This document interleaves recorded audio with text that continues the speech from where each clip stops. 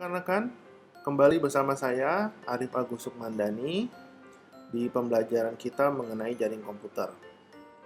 Di pembahasan kita yang pertama ini, saya akan membahas mengenai model jaringan.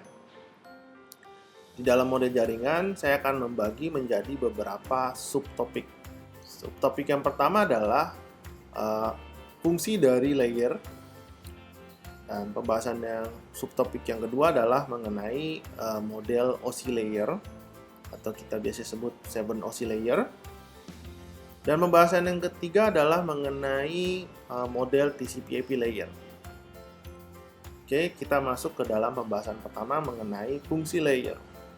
Nah, di dalam sebelum kita masuk ke dalam pembahasan layer atau lapisan, kita membahas dulu mengenai jaringan.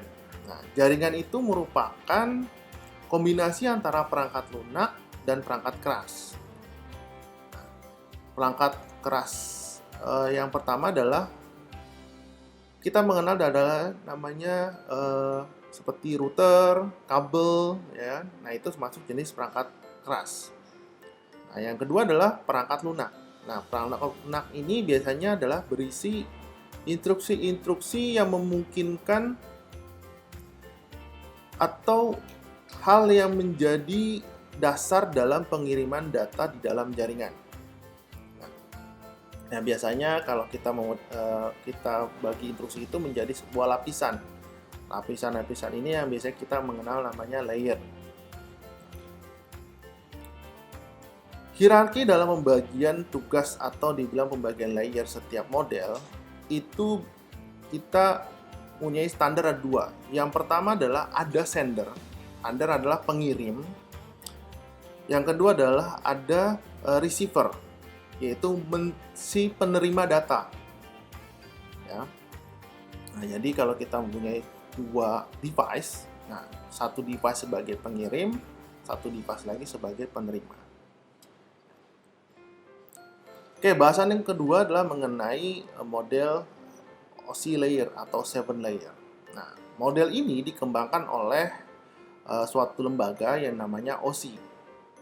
Nah, OSI itu singkatan dari namanya International Standard Organization of Standard International. Nah, ini biasanya karena namanya 7 OSI layer berarti dia mempunyai 7 lapisan. Nah, sistemnya teoritis, maksud teoritis secara sekuensial. Jadi dari layar paling bawah yaitu fisikal sampai layar paling atas aplikasi. Nah, itu tidak bisa diganti-ganti atau semuanya mempunyai tugas masing-masing yang kita nggak bisa pecah atau customize. Nah, OSI layer yang paling dasar adalah physical layer, yaitu tentang kabel. Jadi kabel-kabel itu kita mengenal ada kabel UTP, ada kabel coax, ya kan. Nah, nanti ada fiber optik, ya. Nah, itu kita kenal sebagai physical layer. Nah, kalau enggak ada bentuk yang wide, misalnya kalau ada wifi, wireless, satelit, nah itu bentuk-bentuk seperti dalam physical layer. Nah, nanti mereka tuh macam-macam ada bentuk konverternya. Konverternya itu sebagai penghubung atau mediator untuk ke di suatu device atau alat.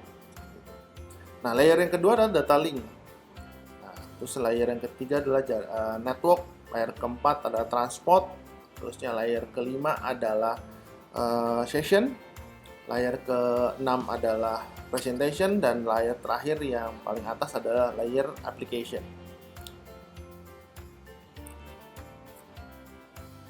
Fungsi dari OSI layer adalah setiap lapisan mempunyai subset atau fungsi komunikasi secara simultan.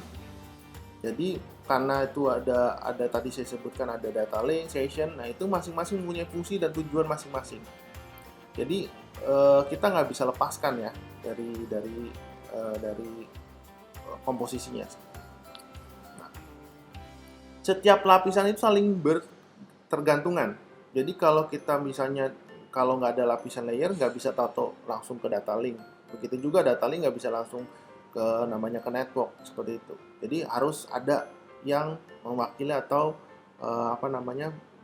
bawahnya dulu gitu. Terusnya perubahan dalam satu layer tidak bisa terjadi. Jadi misalnya yang paling krusial adalah layer physical layer, karena kalau seandainya secara fisik itu tidak jalan, misalnya kabel putus atau sinyal wifi-nya terinterrupt, otomatis kita nggak bisa mengirimkan data. Nah, itu sebagai salah satu failover yang paling tinggi. Jadi kalau datanya fisiknya tidak bisa terkoneksi, otomatis data tidak bisa dikirim ke suatu tempat atau ke komputer lain. Nah, berikut gambar komposisi dari OSI layer.